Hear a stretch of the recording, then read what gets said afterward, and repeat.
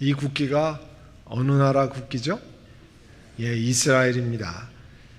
이 나라 국기 가운데 있는 별 모양을 헥사그램이라고 하고요. 혹은 다윗의 별이라 이렇게 부릅니다. Star of David 혹은 히브리어로는 마겐 다윗 이렇게 이야기를 합니다. 문자적으로 그냥 번역하면 다윗의 방패 그런 뜻이에요. 이것이 방패같이 생겼잖아요. 요즘은 유대인들을 가리키는 심볼과도 같이 사용됩니다. 시편 18편 32절에는 하나님께서 나에게 용기를 북돋아 주시고 하나님께서 나에게 안전하게 지켜주신다. 이 시편이 다윗이 지은 시편으로 알려져 있고요. 이 시편에서 하나님은 다윗 왕을 지키시는 마치 방패와도 같은 분으로 묘사되어 있습니다. 그래서 이 별이 다윗 왕을 지키시는 하나님의 보호를 상징한다 하고 이스라엘 국기에 사용되었습니다. 이렇게 이스라엘 국기에도 언급하고 있는 위대한 왕 다윗, 그러나 그 다윗 왕을 성경에 나타난 성경 구절을 따라서 깊이 자세히 살펴보면 신앙적으로 굴곡이 굉장히 많았던 사람인 것을 알 수 있습니다. 하나님의 뜻을 묻고 나갔던 그런 일이 많았어요. 그렇지만 하나님 앞에 심각한 범죄를 저질렀던 일도 있습니다. 그런데 이런 다윗을 하나님이 들어서 사용하신 것은 그가 하나님이 잘못된 것을 깨닫게 하실 때 빨리 깨닫고 다시 회개하고 하나님 앞에 즉각적으로 돌아왔기 때문에 그렇습니다. 여러분이 오늘도 오실 때 자동차를 몰고 오시는데 이 자동차가 프리웨이 직선이나 혹은 인터스테이트 하이웨이에 직진으로 된 것은 잠깐 손을 놓지 않아도 자동차는 정상적으로 직진을 하게 되어 있습니다. 그게 직진을 하지 않으면 뭐가 잘못된 거예요?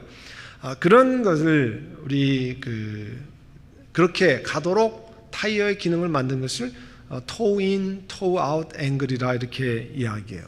이 toe 앵글이 맞지 않으면 그 공장에 가서 휠 얼라이먼트를 여러분 하셔야 됩니다.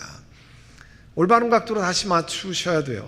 근데 사람은 자동차보다도 훨씬 더 다른 방향으로 갈 수 있는 가능성이 높습니다. 아예 다른 길로도 달려갑니다. 하나님이 그것을 아십니다. 그러나 중요한 것은 우리들이 빨리 올바른 자리로, 제자리로 돌아오는 거예요. 2주일 전에 갑자기 역경을 만났을 때 다윗, 여호사밧 왕이 하나님 앞에 어떻게 했는지 하나님 말씀을 살펴보았습니다. 여러분 본래 잊어버릴 만할 때마다 되새기면 우리 기억하는 것을 오랫동안 할 수 있습니다. 다시 한번 여러분 생각해 보시면 자신이 갑자기 어려움을 만났을 때 도대체 왜 이런 일을 만나는가 기도하며 살펴보아야 합니다. 그리고 하나님이 주시는 훈련인지 테스트인지 트레이닝인지 아니면 내가 하나님 앞에 죄를 범해서 범죄한 일 때문에 생겨나신 것인지를 한번 살펴보아야 합니다. 내가 범죄해서 이런 어려움을 겪고 있는 것이다 이렇게 생각이 되면요, 자신의 죄를 하나님 앞에 고백해야 합니다. 하나님으로부터 멀어진 것 고백해야 돼요. 내 육체의 즐거움만을 위해서 살려고 했던 것 회개하셔야 됩니다.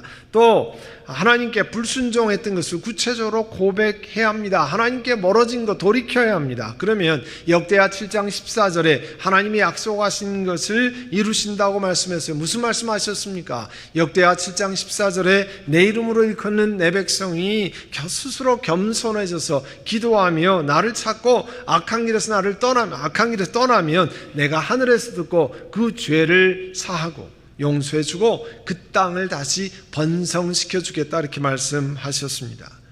이렇게 하나님 앞에 나오면 하나님께서 그 해결책을 주십니다. 오늘은 여호사밧 왕의 다른 이야기 하나를 살펴보려고 합니다. 당시 오늘 성경이 읽은 당시에 북왕국 이스라엘은 아합이 왕이었고요, 남쪽에 있는 유다의 왕은 여호사밧 왕이었어요. 근데 여러분 지도에 보시는 것처럼 그린색이 이스라엘이고요, 오른쪽 약간 붉은 빛을 띠는 것이 어디냐면 지금 시리아, 지금도 시리아라는 나라가 있지 않습니까? 그 시리아의 경계선에 길르앗 라못 지방이라는 동네가 있었는데 당시 길르앗 라못을 시리아가 점령하고 있었습니다. 그 타운을 함께 공격하러 가지고 아방이 제안한 거예요. 위에 파란색이 갈릴리 호수죠. Sea of Galilee. 그리고 빨간색 줄이 요단강 밑에 사해 데드시가 있습니다. 그 오른쪽에 길르앗 라못이 있는데요. 이 길르앗 라못을 가까이 보시면 갈릴리 바다에서 약 5시 방향 쪽으로 길르앗 라못이라고 하는 이스라엘 영토였는데 시리아가 당시에 점령하고 있습니다. 그런데 이 동네를 공격하려 가는데 아합 왕이 여호사밧 왕에게 같이 가서 합시다. 전쟁터에 갑시다. 그런데 당신은 나는 변장해서 평상복을 입고 나갈 테니까 당신은 왕의 옷을 입고 그렇게 나가십시오. 이렇게 제안을 했습니다. 전쟁터에 갔어요. 길르앗 라못에 시리아의 지휘관들이 명령을 했습니다. 군사들에게 이스라엘의 왕만 공격해라. 그 밑에 군사들 공격하지 말고 왕만 공격해라. 아니, 전략적으로 전술적으로 맞는 말이잖아요. 왕을 공격해서 왕을 넘어뜨리면 전쟁에서 쉽게 승리할 수 있으니까 그렇게 명령을 했습니다. 그 여호사밧을 보고 저 사람이 이스라엘 왕이다 하고 싸우려고 달려 들어갔습니다. 여호사밧이 놀래가지고 나는 소리를 쳤어요. 하나님 앞에. 아마 하나님 살려주십시오. 영어 성경에 보면 cried out 그렇게 되어 있는데요. 나를 살려달라고 그렇게 하지 않았겠습니까? 하나님이 들으시고 그를 건져냈었어요. 시리아 군대를 멀리 피하게 시리아 군대가 다른 데로 가도록 그렇게 하셨습니다. 가만 보니까 시리아 군대가 지휘관들이 보니까 저 왕이 이스라엘의 왕이 아니거든요. 그러니까 그를 추격하지 말라고 명했습니다. 근데 군인 가운데 한 사람이 우연히 화살을 당했어요. 아무나 맞아라 그런 거 있잖아요. 화살을 쐈어요. 아무나 맞아라. 그런데 이게 누구한테 가서 명중을 했냐면 아합 왕한테 가서 명중을 했어요. 참 신기하죠? 근데 그 화살이요, 왕이니까 갑옷을 잘 입었을 거 아니에요. 그 갑옷에 그 가슴막이 이음새 부분에 화살이 뚫고 들어갔어요. 아마 미제를 안 입고 그렇게 했던 것 같아요. 그래가지고 이게 이음막이 이렇게 벌어진 그 사이에 뚫고 들어가서 명중했습니다. 부상을 했습니다. 결국 이 아합 왕이요 해질 무렵에 죽었어요. 사람의 관점에서 보면 랜덤리 무심코 화살을 당겼는데 하나님은 그 화살을 당긴 것을 통해서 아합 왕에게 명중하고 그것도 갑옷의 이음새 틈 사이에 화살이 뚫고 들어가서 죽게 만들었습니다. 하나님 앞에 범죄한 아합을 하나님께서 심판하셨어요. 그런 이후에 이야기가 계속되는 것이 오늘 함께 읽은 19장 1절에 나오는데요. 19장 1절에 보면 여호사밧 왕이 겨우겨우 살아났잖아요. 이제 피해서 도망와서 자기 궁전, 예루살렘인 자기 궁전으로 돌아왔는데 한번 보세요. 19장 2절에 보시면 선지자 예후라는 프로핏이 나가서 왕을 찾아가서 이렇게 하나님의 뜻을 전했습니다. 임금님께서는 악한 자를 돕고 주님을 싫어하는 자들의 편을 드는 것이 옳다고 생각하십니까? 임금님께서 그렇게 하셨으므로 주님의 진노가 임금님께 내릴 것입니다. 그렇게 이야기를 하는 거예요.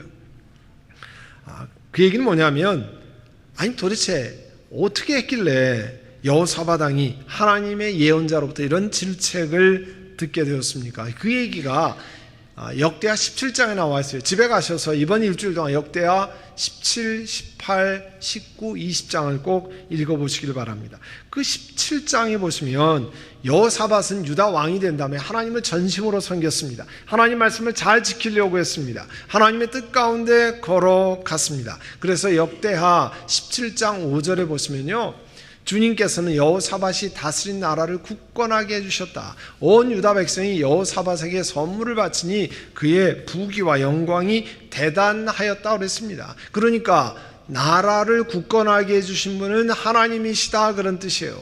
또 하나님이 축복하셔서 온 나라 백성들이 왕에게 선물을 바치고 그 부귀와 영광이 대단했는데 계속해서 10절 우리 다 같이 한번 읽어볼까요?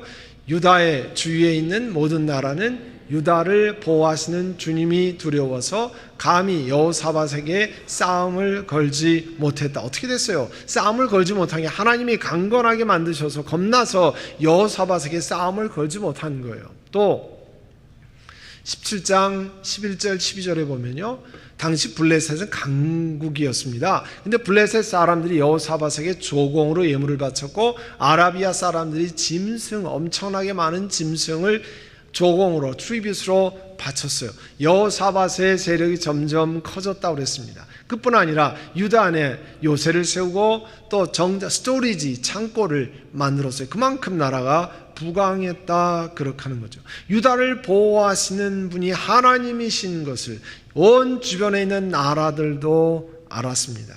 그리고 백성들도 여호사밧상에 선물을 바쳤습니다. 근데 중요한 것이요, 18장에 나와요. 18장 1절을 보시면 이렇게 되어 있습니다. 여호사밧은 재물을 많이 모으고 큰 영예를 얻었어요. 자, 18장 1절을 읽는 우리들은 압니다. 어떻게 알아요? 17장에서부터 읽어왔기 때문에 압니다. 17장에 이 여호사밧이 재물을 많이 얻고 큰 영예를 얻은 원인이 어디 있어요? 하나님께 있다고 하는 사실을 성경을 읽었기 때문에 압니다. 그런데 그 다음에 그 하반절에 뭐라고 얘기를 하냐면 그는 아합 가문과 혼인의 유대를 맺었다 그랬습니다. 아합 가문과 혼인의 유대를 맺었다. 이 얘기는 뭐냐면 단어 몇 개 안 돼요. 그렇지만 이건 엄청난 이야기를 전해주는 것입니다. 여호사밧 왕이 자신의 아들 여호람이라고 아들이 있었는데 그 아들을 누구랑 결혼시켰냐면 아합 왕 이세벨의 딸과 결혼시켰어요. 아달랴라고 하는 딸이 있었는데 그 딸과 결혼을 시켰습니다. 여러분, 아합과 이세벨은 성경이 전체에 아주 우상숭배의 대장 같은, 화신과 같은 그런 집안이었어요. 그 우상숭배를 철저히 하는 그런 집안의 딸과 결혼을 했어요. 뭐 잘못된 게 뭐 있습니까? 이렇게 반문할 수 있어요. 아니, 부모가 우상숭배 열심히 해도 그 딸은 아닐 수 있지 않습니까? 그런데 성경은 그렇지 않다라고 되어 있어요. 이 21장 5절에 보면 여호람이 왕이 되었을 때 그는 32살이었는데 그 예루살렘에 8년 동안 다스렸거든요. 그가 아합의 딸을 아내로 맞아들였기 때문에 아합 가문이 한 대로 이스라엘 왕들이 간 길을 갔다. 어떤 길을 갔어요? 이와 같이 하여 그는 주님께서 보시기에 악한 일을 하였다. 하나님을 섬기지 않고 우상 숭배를 하는 일을 했어요. 이게요, 신앙적으로 얼마나 중요한 일인지 몰라요.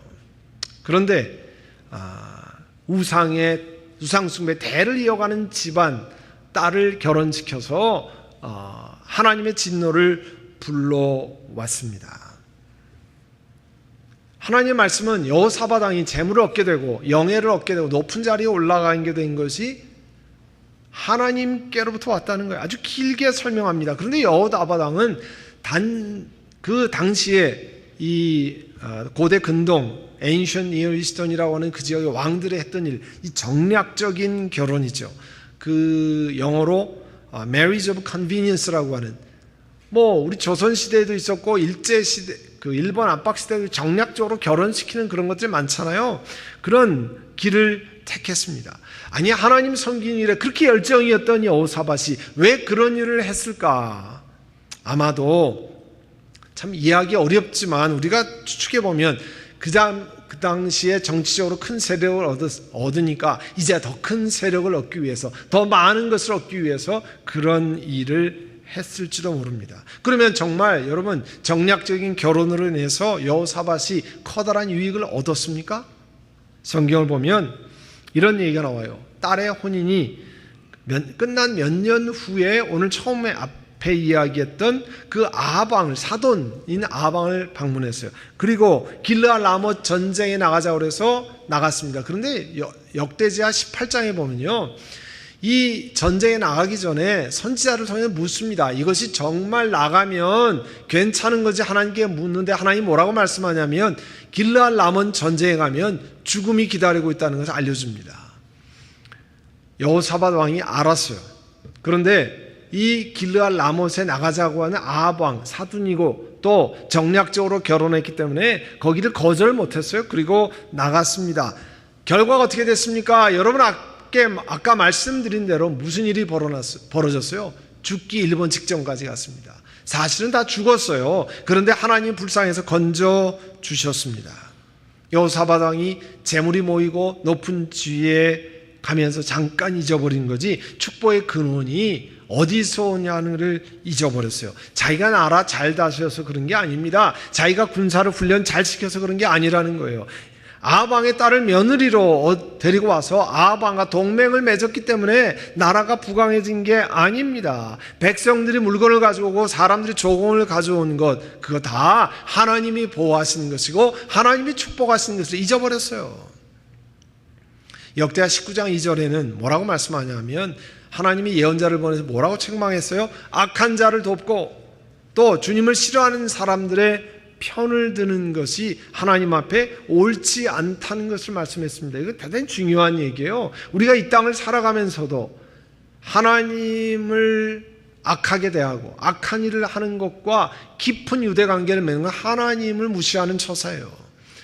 하나님을 싫어했던 아방의 편을 들어서 함께 동맹을 형성하는 것, 악한 일을 행하는 아방을 돕는 것, 하나님 앞에 옳지 못하다라고 하나님 말씀하시는 겁니다. 그렇지만 이것만 말씀하는 건 아니에요. 하나님이 예언자를 통해서 뭘 얘기했냐면 여호사밧 왕에게 당신이 하나님께 제대로 행한 것 하나님이 기억하신다는 거예요. 어떤 제대로 된 일을 행했습니까? 백성들이 우상 숭배하는 것을 없애기 위해서 당시에 나무를 깎아서 신이라고 했던 아세라 목상을 다 없애버렸어요. 또 백성들이 마음을 모두고서 하나님을 찾는 일을 할 수 있도록 도왔습니다. 그뿐이 아니라 19장 4절에 보면 여호사밧이 자기가 다스리는 지역에서 백성들이 하나님 앞에 다시 돌아올 수 있도록 어떻게 하든지 바른 길이 무엇인지를 돕는 일을 만들었습니다. 역대하에서 여호사밧 왕에 대한 기록이 21장 1절을 마지막으로 끝나요. 그런데 여호사밧 왕이 죽고 그 아들 여호람이 왕이 되었는데 성경은 여호사밧 왕이 한 일을 기록할 때 마지막 기록을 하고 있는데 특별한 사건을 또다시 소개합니다. 역대하 20장 35절에 보면 여호사밧 왕이 북왕국 아시아 왕과 동맹을 맺었다. 그 읽다 보면 아시아 왕이 누구냐면 전쟁터에 화살 맞고 죽은 아방의 아들이에요. 그런데 그 아들도 아버지처럼 악한 일을 많이 했던 왕입니다. 그런데 이 여호사밧 왕이 누구랑 다시 동맹을 맺냐면 그 악한 일을 했던 아시아 왕과 동맹을 맺어요. 성경에 그렇게 교훈을 받고도 또다시 하나님이 기뻐하지 않는 일을 하는 겁니다. 그만큼 사람이요 약해요. 금방 잊어버렸어요. 그래서 20장 역대하 20장 36절에 보면 그 북왕국 아시아의 왕의 권유로 여호사밧이 다시스를 왕래할 벨을 만들었다고 그랬어요. 벨은 에시온 게벨에서 만들었다고 그러는데 하나님의 예언자를 또 보냈습니다. 뭐라고 보냈냐면 아시아와 동맹을 하면 하나님 앞에 범죄하고 있는 아시아와 동맹을 맺었으므로 하나님께서 임금님이 만드시는 벨을 상선을 부수어 버릴 것입니다. 예언대로 배가 부서져서요. 배가 멀리 못 갔어요. 이 사건을 보면 사람이 참으로 연약하다는 것을 알 수 있습니다. 어느 누구도 이 자리에 있는 어느 누구도 저를 포함해서 하나님 앞에 잘하고 있다고 장담할 사람이 없다는 거예요. 여호사밧은 축복의 근원이 하나님이신 것을 알지 못하고 자꾸 인간적인 방법을 쓰려고 그랬어요. 그가 하나님을 잘 섬겼던 왕이었지만 그가 높아지고 재물을 많이 한 다음에 착각했어요. 이게 내 힘으로 하는 거구나. 아니면 더 많이 내 머리를 쓰면 구할 수 있구나. 착각했던 것 같아요. 역대하 20장 36절에 보면요. 아시아가 그 악한 왕의 권유로 여호사밧이 다시스를 왕래한 벨을 만들었다고 그랬는데요. 그 벨을 어디다 만들었냐면 지도를 보세요. 에시온 게벨이라고 하는 곳에 만들었는데 거기는 유대에서 훨씬 남쪽으로 내려갑니다. 에돔 땅 밑에 가서 아카바만이라고 하는 이 바다와 연결된 곳에 에시온 게벨이라고 하는 항구가 있었는데 이 항구에다가 배를 만듭니다. 어디까지 가려고요? 스페인 남부 지방으로 알리는 다시스까지 배를 보내서 무역을 하기 위해 했습니다.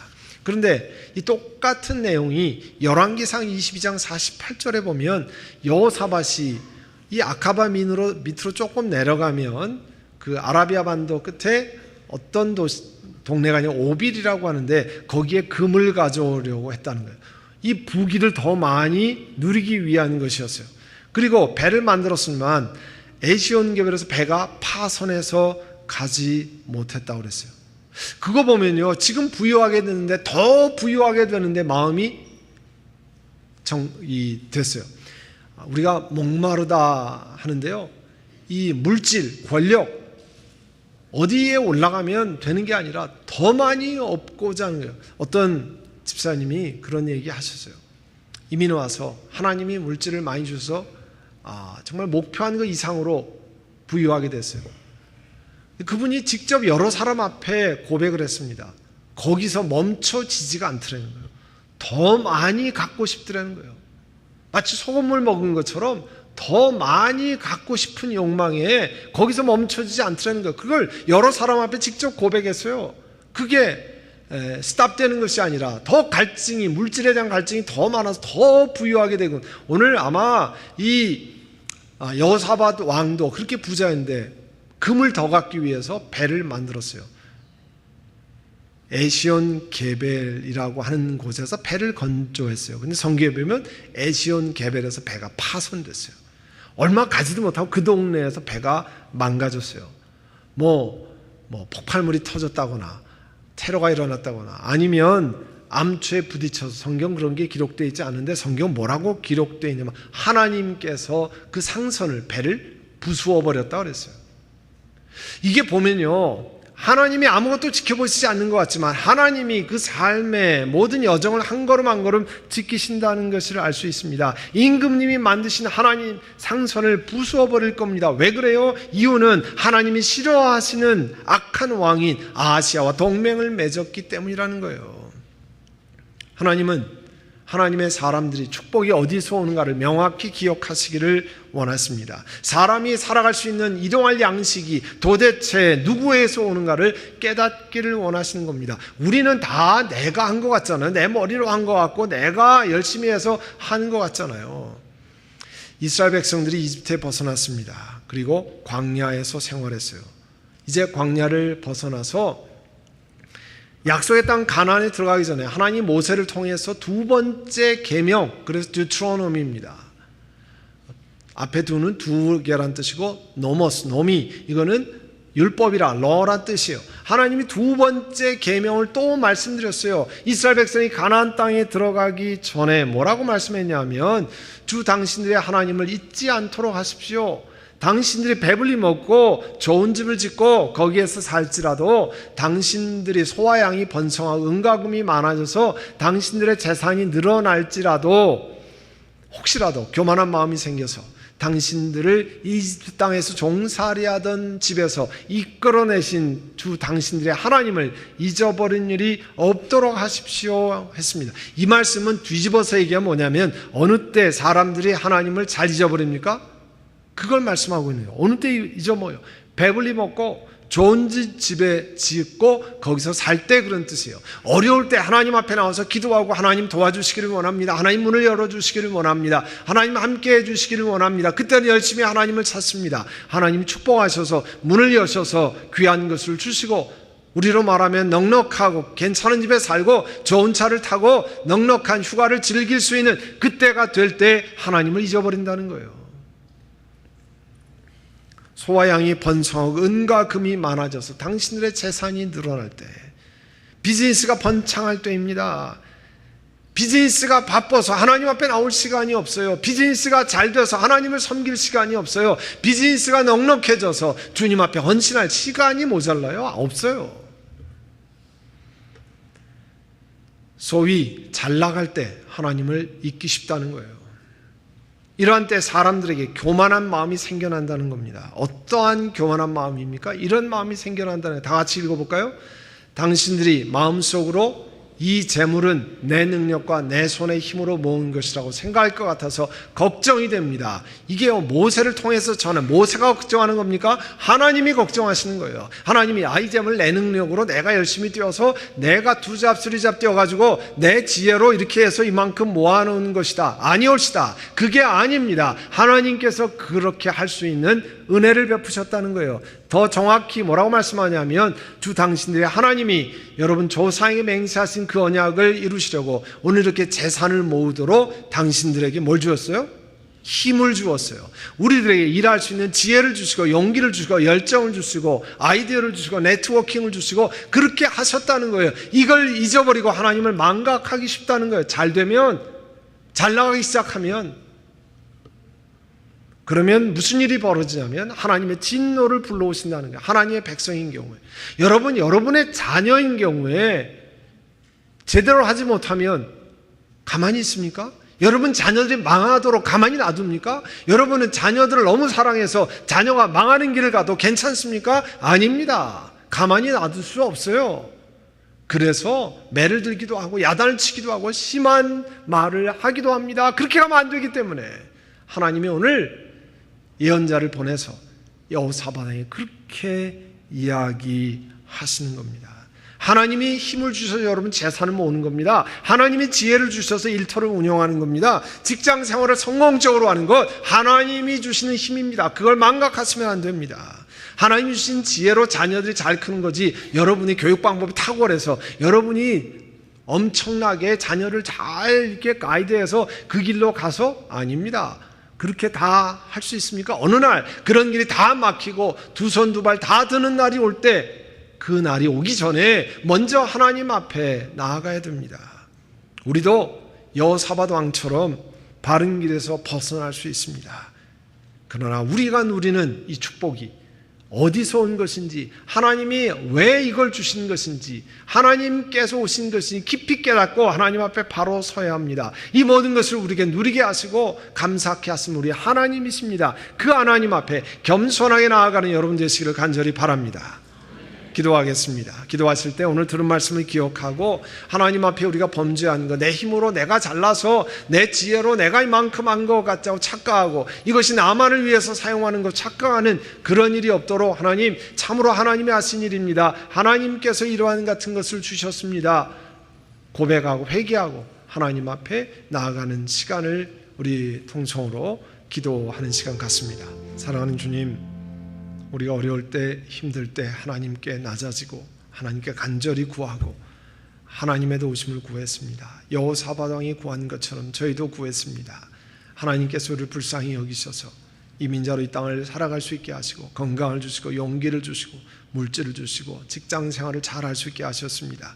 그런데 넉넉하게 되고 잘 살게 될 때 우리가 하나님을 등한히 하고 하나님으로부터 멀리하고 내 힘으로 내 뜻대로 하는 교만한 마음을 가졌던 것을 고백합니다.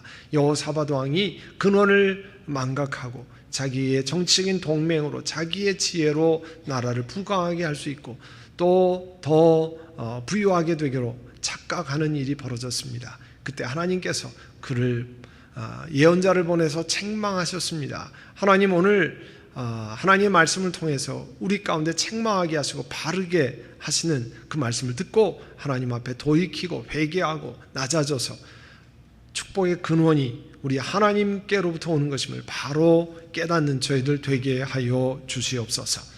예수님의 이름으로 기도하옵나이다. 아멘.